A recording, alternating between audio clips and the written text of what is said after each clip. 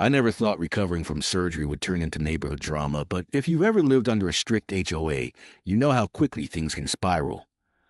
I'd just gotten home after a major back operation and was under doctor's orders to rest.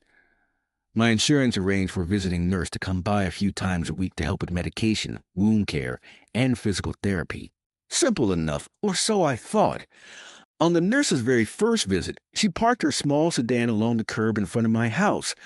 Within minutes, I heard the familiar sound of flip-flops slapping the pavement. Karen, the self-appointed guardian of the HOA. She marched right up to my driveway, clipboard in hand, demanding to know who the nurse was and why she was illegally parked. The nurse calmly explained that she was here for a medical appointment. Karen didn't care. "This is a private community," she snapped. "You can't just let strangers waltz in." I was still inside, but I could hear every word through the open window. When I tried to intervene, Karen turned on me. "If you're hosting business visits, that's against HOA policy." I told her flat out that it was medical care, not business. That's when she lost it.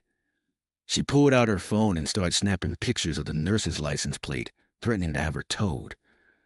The poor nurse looked mortified. The situation escalated when Karen actually tried to block the nurse's car with her golf cart, claiming she wasn't leaving until this was reported. That's when I called 911 myself. The dispatcher was surprisingly calm.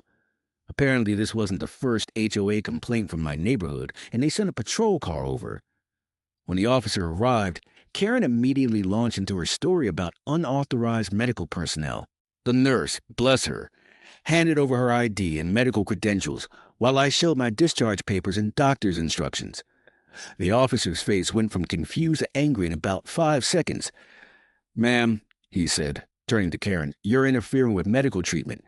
That's a criminal offense." She tried to argue, but it didn't help. The officer placed her under arrest right there in front of everyone.